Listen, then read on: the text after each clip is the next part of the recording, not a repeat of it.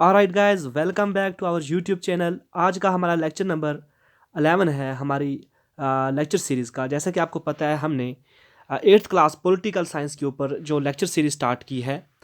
हम आज new chapter start करने वाले हैं। हमने 9th चैप्टर ऑलरेडी कवर किया और आज हम चैप्टर नंबर 10 जो T2 यानी टर्म सेकंड के अंदर आता है। चैप्टर 10 हमें लॉ एंड सोशल जस्टिस के बारे में बताता है। तो चलो शुरू करते हैं हम अपना आज का ये चैप्टर। जैसा कि आपने क्लास 7th के अंदर स्टोरी ऑफ शेड पढ़ा होगा, उसके अंदर आपने देखा होगा कि जो शर्ट जो हम लगाते हैं वो किस तरह बनती है। एक पूरा मार्केट चेन बनता है वहाँ पर।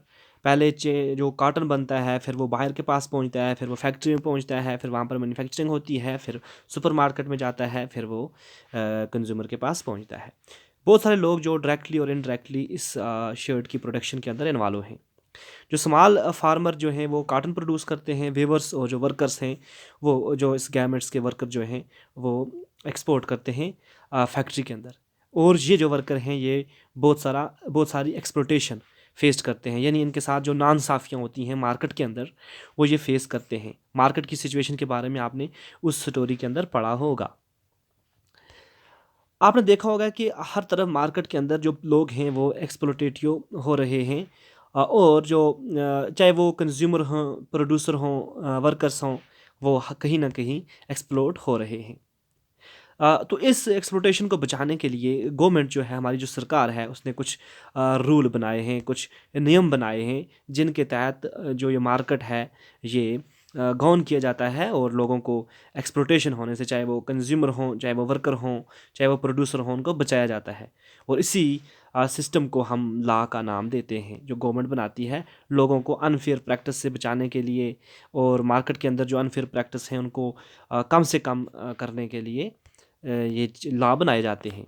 तो आपको लॉ समझ आया होगा लॉ होता क्या है। अगर हम नटशेल में बात करें, जो लॉ होता है, कानून जो होता है, ये सरकार बनाती है ताकि जो लोग हैं उनको सहूलत पहुंच सके, उनको जस्टिस मिल सके, उनको जस्टिस मिल सके, ठीक है ना, सोसाइटी के अंदर। इसी को हम लॉ कहते हैं। अब ये एक बहुत लंबा प्रोसेस है किस तरह लॉ बनता है, तो हमारे चैप्टर में आगे आएगा, हम उसको पढ़ेंगे कि लॉ बनता किस तरह से है। तो अगर हम let us take a common market situation where the law is important। चलो हम एक कॉमन मार्केट सिचुएशन लेते हैं जहाँ पर लॉ बहुत ज़्यादा इम्पॉर्टेंट है। अगर हम मार्केट के अंदर जो वर्कर हैं उनकी वेजेस की बात करें, यानी जो उनको पैसा मिलता है, अपने काम जो देते हैं, अपनी सर्विस जो देते हैं मार्केट के अंदर, उनको जो काम मिलता है, वर्कर्स जो पैसा मिलता है उनको, जिसको हम वेज कहते हैं, ठीक है। वेज होता है जो वर्कर को पैसा मिलता है। तो अगर हम उसका इस इशू पर बात करें, तो आपको पता है जो प्राइवेट कंपनी होती हैं या कंट्रैक्टर जो होते हैं, बिजनेस पर्सन जो होते हैं, वो नॉर्मली प्रॉफिट चाहते हैं हर चीज़ में, यानी वो सोचते हैं कि हमें हर चीज़ में प्रॉफिट मिले, ठीक है ना। अब वो क्या करते हैं कि कुछ टाइम ऐसा बाज़ औक़ात ऐसा होता है कि जो ये कंट्रैक्टर और बिजनेसमैन हैं, ये जो वर्कर को उनका जो राइट है, यानी राइट टू रिसीव वेजेस, वो उनको डिनाई करते हैं, यानी उनको पैसा नहीं देते हैं। लॉ की नज़र में ये इल्लीगल है, यानी जो वर्कर हैं उनको पैसा देना अगर ना दिया जाए, अगर कॉन्ट्रैक्टर या बिजनेसमैन जो वर्कर हैं उनको उनकी वेजेस, उनका पैसा, उनकी मजदूरी ना दें, तो ये इल्लीगल माना जाएगा या रॉन्ग माना जाएगा लॉ की नज़र में। और जो लॉ है वो वर्कर्स को उनका पैसा इंश्योर कराता है, यानी उनका जो वेज है वो इंश्योर कराता है फेयरली तरीके से। अगर नहीं पे किया गया है तो उनको पे करना है। लॉ इनको कराता है, ये क्या श्योर कराता है, ठीक है ना। तो इसी को लेकर हमारी गवर्नमेंट ने लॉ ऑन मिनिमम वेज, यानी हमारी गवर्नमेंट ने मिनिमम वेज के ऊपर एक कानून बनाया है, यानी हर पर्सन, हर वर्कर जो है उसको मिनिमम वेज से कम पे नहीं किया जा सकता। मार्केट के अंदर जो हमारे वर्कर हैं उनको मिनिमम वेज, यानी गवर्नमेंट ने एक हद मुकर्रर की है। फॉर एग्जाम्पल हम मिसाल के तौर पे लेते हैं कि एक पर्सन जो है उसको दिन में 350 मिलने ही मिलने हैं। 350 से कम वो उसको नहीं देने हैं, 350 से ज़्यादा ही देने हैं। अगर वो दिन को मजदूरी करता है, कुछ भी करता है, 350 से ज़्यादा ही उसको देने हैं। 400 देना है, 500 देना है, 600 देना है, 350 से कम नहीं देना, यानी 349 नहीं देना है, 30 नहीं देना है, 300 नहीं देना है। ये होता है मिनिमम वेजेस। मिनिमम वेजेस जो ये मिनिमम वेजेस जो होती है, ये हमारी सरकार डिफ़ाइन करती है कि मिनिमम वेजेस हम कितना रखेंगे। फिर वो मिनिमम वेजेस जो होते हैं वो आज की जो महंगाई है उसको देखकर जो सरकार है वो इसको डिसाइड करती है। तो इसी तरह हमारी सरकार ने मिनिमम वेजेस के ऊपर एक कानून बनाया हुआ है, और इस कानून को हर साल सरकार रिवाइज्ड करती है। इस कानून को हर साल सरकार रिवाइज्ड करती है। तो मिनिमम वेजेस के ऊपर जो लॉ बना है, इसी तरह बहुत सारे और भी चीज़ें हैं जिनके ऊपर मार्केट के अंदर लॉ बना है। जैसे हम इंटरेस्ट ऑफ प्रोड्यूसर और इंटरेस्ट ऑफ कंज्यूमर की बात करें, यानी प्रोड्यूसर और प्रोड्यूसर जो चीज़ें प्रोड्यूस करते हैं और जो कंज्यूमर हैं जो आगे जिनको चीज़ें बेची जाती हैं, अगर उनकी बात करें, उनके ऊपर उनको भी एक्सप्लोटेशन से बचाने के लिए सरकार ने बहुत सारे लॉ बनाए हैं। क्योंकि इन प्रोड्यूसर, कंज्यूमर और जो वर्कर होते हैं, इन तीनों के अंदर एक बहुत ही गहरी रिलेशन होती है, क्योंकि ये मार्केट के अंदर ये तीनों होंगे तो तभी मार्केट चलेगा।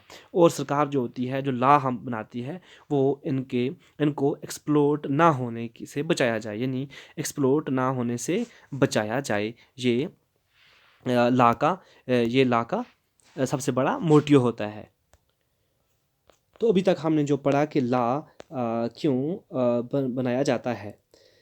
अब हम देखेंगे कि जो लॉ है वो बनाना ही सिर्फ इम्पॉर्टेंट नहीं है, यानी लॉ बनाकर छोड़ देना ही इम्पॉर्टेंट नहीं है। लॉ बनाकर छोड़ देना ही ये सिर्फ इनफ नहीं है, सिर्फ यही इम्पॉर्टेंट नहीं है, बल्कि गवर्नमेंट जो है वो इसको इम्प्लीमेंट भी कराए। यानी the government has to ensure that these law are implemented. Government को ये इंश्योर कराना है कि ये लॉ जो हैं ये इम्प्लीमेंट हो रहे हैं ग्राउंड लेवल के ऊपर। हाँ, ये गवर्नमेंट का काम है। और जो लॉ है वो वो बहुत ज़्यादा उसके इन्फोर्समेंट तब बहुत ज़्यादा इम्पॉर्टेंट हो जाती है, उसकी इन्फोर्समेंट तब बहुत ज़्यादा इम्पॉर्टेंट हो जाती है जब वो लॉ वीक को स्ट्रांग से बचाने की बात कर रहा हो। यानी जो वीक लोग हैं उनको स्ट्रांग लोगों से बचाने की, प्रोटेक्ट करने की बात कर रहा हो।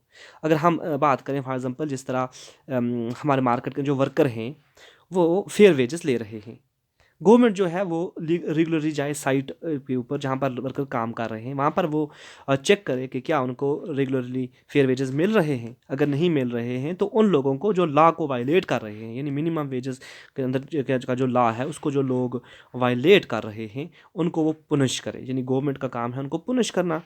तो अगर ऐसा होगा तो फिर लॉ अच्छी तरह इम्प्लीमेंट होगा। जो वर्कर्स हैं, वो जो वर्कर्स जो होते हैं पोर होते हैं, यानी पावरलेस होते हैं, उनको हमेशा ये डर रहता है कि उनकी जो अर्निंग होती है, अगर लॉ ना होगा तो उनकी जो फ्यूचर अर्निंग है वो लूज़ हो जाएगी। वो जो हैं वो जो एम्प्लॉयर हैं वो उनको ईज़िली कम वेजेस पर ही मना लेंगे, क्योंकि एम्प्लॉयर जो होते हैं वो पावरफुल होते हैं। तो इन केसेस में लॉ का इन्फोर्समेंट होना ज़रूरी है और लॉ को क्रूशली इन्फोर्स किया जाए। It is crucial that law has enforce. ये बहुत ज़रूरी है कि लॉ को इन्फोर्स किया जाए।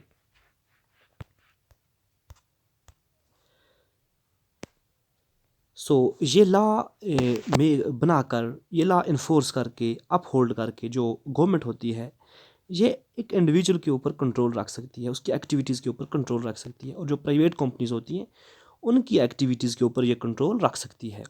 और सबसे बड़ा काम कि जो सोशल जस्टिस है उसको इंश्योर करा सकती है। ये गवर्नमेंट इस तरह से करके सोशल जस्टिस को इंश्योर कराती है।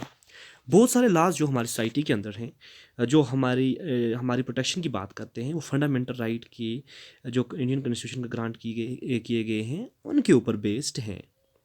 यानी बहुत सारे लॉज जो भी हमारी यहाँ पर ये चल रहे हैं, जो जो हमारी कंट्री के अंदर जो लॉज हैं वो फंडामेंटल राइट के ऊपर बेस्ड हैं, यानी फंडामेंटल राइट की प्रोटेक्शन की बात कर रहे हैं।